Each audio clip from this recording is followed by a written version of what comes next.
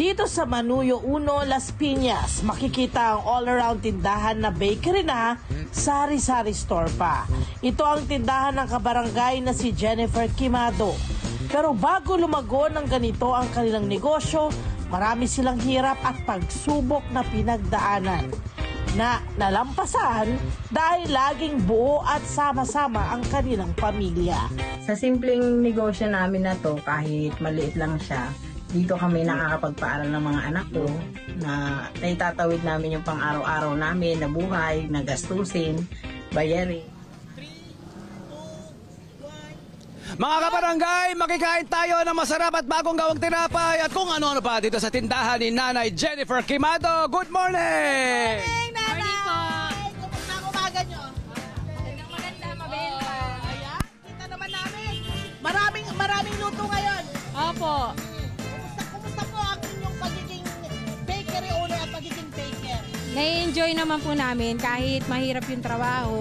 Mabenta kasi yung tinapay namin araw-araw na uubos. Ang balita ko, love, itong kanyang tindahan, sinalo niya. Friend, dito tayo. Oo, friend, kayo sinalo dito. niya sa kanya. Dito tayo kasi para Ang balita, makeme tayo, mag-uway tayo para maganda po ang posisyon natin. Ayan, okay, ang balita tayo. ko, itong tindahan, sinalo niya sa kanyang pinsan 4 years ago, maliit lang. Tapos napalago niya ng ganito. At pinasok ko pa itong pag-bakery ng walang, kumbaga ang galing. Saan ka kumuha ng lakas ng loob para gawin lahat ng ito?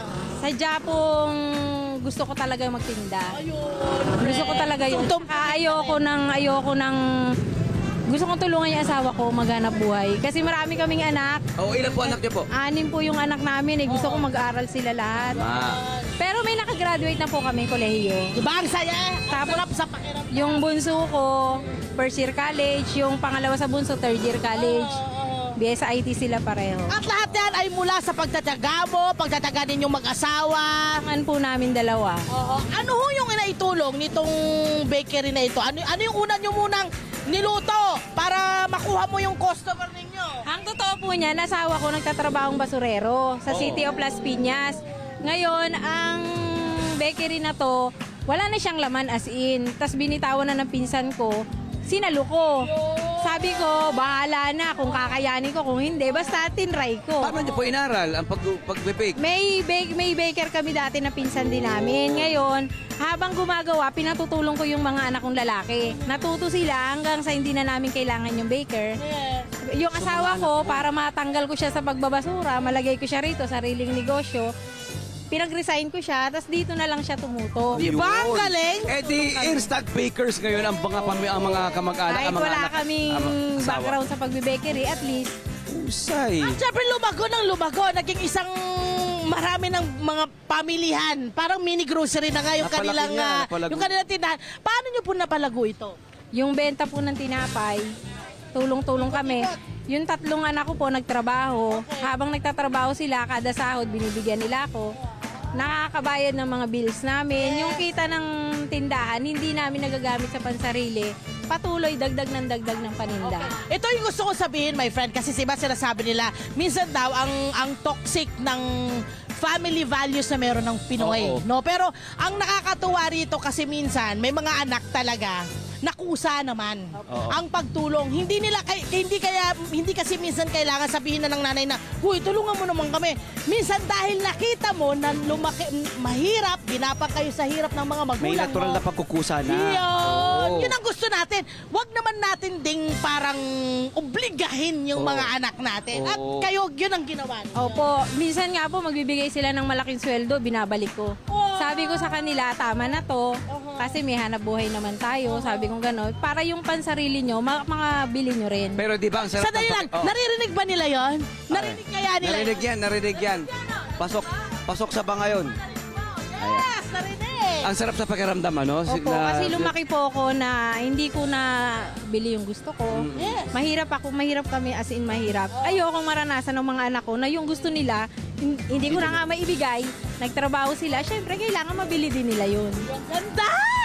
That's a very nice parang attitude para po sa ating lahat. At least meron tayong mismong ses nang galing na kay nanay yung mga ganong values na dapat pinapakita sa mga anak.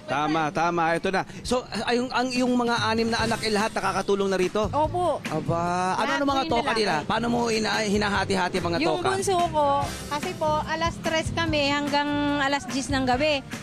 Ako lang yung nagbabantay hanggang tanghali. Pagdating ng 2 o'clock, papalit yung bunso. Magbabantay siya. Tapos, ako naman tutulog 2 oras.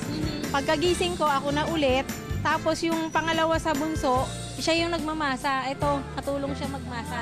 Ayun. Kasi yung dalawa kong dalaga, nagtatrabaho Pakita yan. natin. Asan Ano mga kayo anak? rito?